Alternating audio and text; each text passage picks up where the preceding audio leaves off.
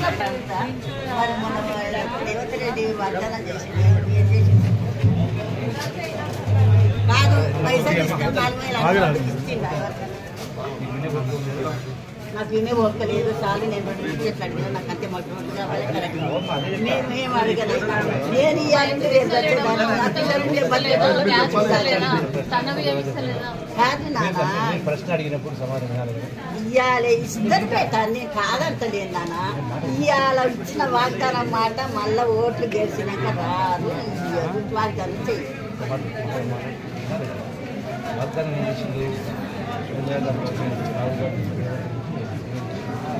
Congress party రెండవది ration card ఇస్తాము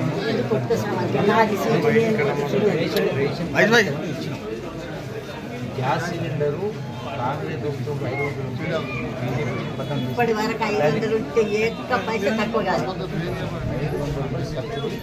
ఈ ఖాతాలు జమ చేస్తాం జమ కాకపోయి ఉంటే దానికి కుటుంబం ఇంటి తిరిగి అవి రాసుకొని వాటిని జమ చేస్తున్నాం ఇక్కడ ఎవరో తిరిగేటప్పుడు కొన్ని రోజులు చేయకపోయింది ఇప్పుడు అందుకనే అది చేసి ఏర్పాటు చేస్తాం దీంతో పాటుగా గ్రామాలలో మీకు కూడా చేసిన వ్యవసాయం ఉంటుంది గతంలో 20,000 కోట్ల రూపాయలు రైతుల అప్పులు మాఫీ చేయడం జరిగింది 200 కరెంటు ఫ్రీ 200 కరెంటు వీధులు కరెంటు బిల్లు కట్టాలనుకోకుండా 200 కరెంటు ఫ్రీగా ఇవ్వడం జరిగింది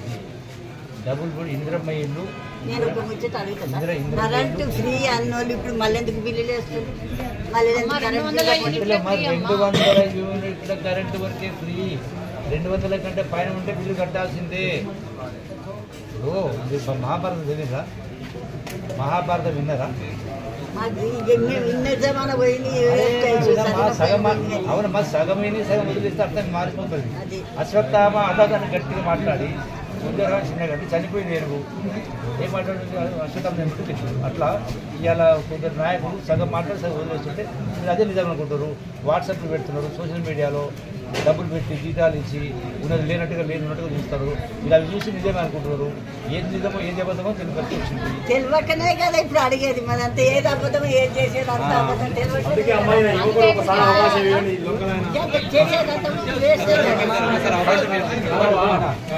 కేసీఆర్ 15 పరిపాలన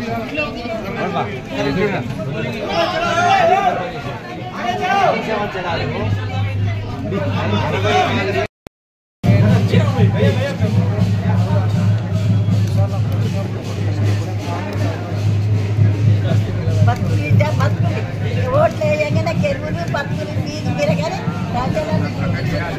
ప్రచారం చేసేది అప్పుడే